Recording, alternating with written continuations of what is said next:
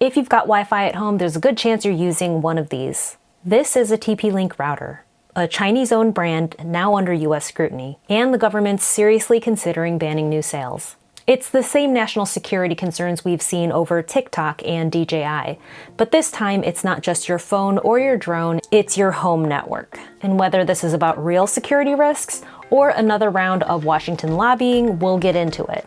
But first, if you already own one of these, here's what that actually means for you. So why has the US Commerce Department been investigating TP-Link since August of 2024? First, TP-Link routers were found being sold on US military bases, places where service members and their families shop. Chinese-made networking gear inside military infrastructure? That's a big red flag for national security officials. Second, Microsoft uncovered a live botnet, a network of hacked routers actively being used to steal Microsoft 365 credentials. A lot of those compromised devices were TP-Links. Now, TP-Link did issue patches, but it's not a good reflection on their reputation.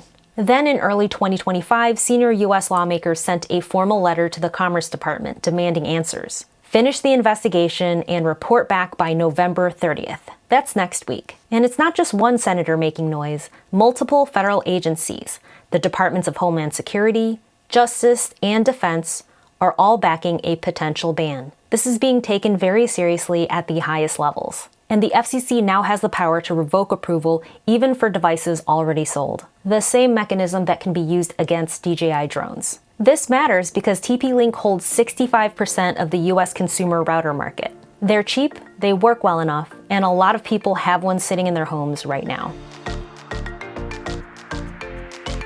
Okay, let's start with security. TP-Link routers have had real vulnerabilities. Actual hacks, not hypotheticals. The Microsoft botnet case, that really happened. Again, TP-Link pushed patches afterward, but real damage was done. But for context, TP-Link isn't uniquely terrible. Consumer routers as a category just aren't great at security. Routers across all brands are targets. Netgear, Asus, Linksys, they've all had vulnerabilities. And routers are the single most important device on your network. They see everything. Every website, every login, your work data, every connected device. If someone compromises your router, they own your network. Most consumer electronics have Chinese components, but networking gear sits at a critical point in the infrastructure. And Chinese companies operate under different laws that require them to cooperate with government intelligence requests.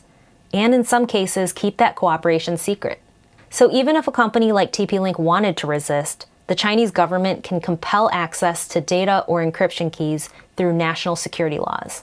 That's a very different legal environment than what US and European companies are facing. Also, there's the money. TP-Link is suing Netgear, who makes American consumer routers, saying it's behind a coordinated smear campaign. TP-Link is accusing Netgear of feeding stories to lawmakers and the press to pressure regulators. Netgear, for its part, says it's just raising legitimate security concerns about foreign-made networking hardware. But honestly, if TP-Link is forced out of the US market, that 65% market share has got to go somewhere. Here's what I need you to understand. The security concerns are real.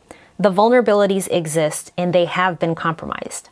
And also, there are American companies that benefit from their biggest competitor being banned. Both can be true. That doesn't mean security concerns are fake. It just means that the motivations are more complex. Before we get into what happens, let's be specific about what's covered. A ban could affect anything TP-Link makes that uses Wi-Fi or wireless communication, which all requires FCC authorization to be sold in the US. That means consumer routers, business networking, access points, switches, smart home devices like Casa plugs, Topo cameras, and smart bulbs. If TP-Link gets added to the covered list, the FCC can revoke authorization for all of it.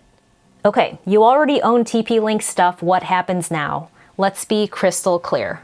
Does my router stop working immediately if there's a ban? No.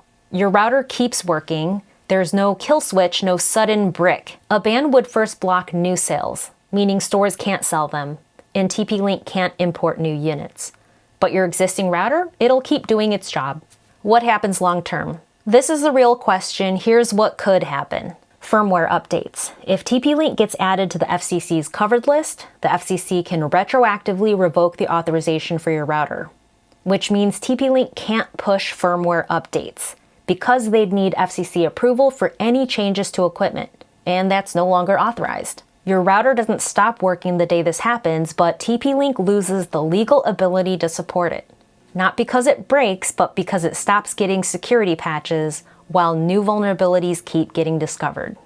That's the mechanism that eventually makes your router obsolete. Cloud services. TP-Link's cloud management features could be limited or shut down. That means things like logging into the TP-Link app or web portal to manage your network remotely, see connected devices, or update settings while you're away. If those servers go offline, your router will still handle local traffic just fine, but you'll lose remote access and cloud-linked controls. Now for smart home devices, this part's critical. If you've got Casa plugs, Topo cameras, or other TP-Link smart devices, they're different from routers. They rely heavily on TP-Link's cloud servers and mobile apps to function. Worst case scenario, and this would only happen if TP-Link is added to the FCC's covered list, not just under a sales ban. Those apps could get delisted from app stores, or their cloud backend could be shut down.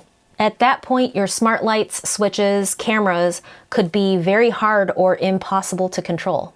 For advanced users, some TP-Link devices can still operate locally through platforms like Home Assistant, local hubs, or even direct RTSP feeds for cameras, which bypass the cloud entirely. A router can still run fully offline. You can still log into the local admin panel, see your devices, change settings, all without the cloud. But a smart camera or plug that depends on TP-Link servers, if those go dark after a covered list ruling, that's when things just stop working. Is there forced removal where government makes me throw it away? No, not for consumer devices. Government agencies or defense contractors might have some rules, but for you and me, you're fine to keep it. So what's the real risk? Your router isn't going to stop tomorrow. The real risk is that in 6, 12, 18 months, your router becomes more and more outdated and unpatched and vulnerable. It's a slow degradation of security and support. All right, the question everyone's actually asking, what can you do about this? Ban or no ban, here's what you can do today. Update your firmware. You'll want to look for the latest firmware for your particular model router. Some models can auto-update, but others require you to download the file manually and upload it again through the admin panel, sometimes stepping through a couple versions if you're far behind. Lockdown access. Change your admin password to something long and random. Definitely change it from the default one. And reduce your dependency on the cloud, so you can disable any cloud management features that you don't use. If you're full up on Casa plugs and Topo cameras, research if devices work with Home Assistant or other local hubs. And I would avoid buying other TP-Link smart home stuff right now. Consider diversifying into other brands. If you plan on replacing your router, just know that TP-Link is cheap. Replacements cost more. That's why they dominate, but security has a price. If you have a router recommendation, please let me know in the comments. I am looking for suggestions. Consumer routers across all brands need better security, but we don't have that yet.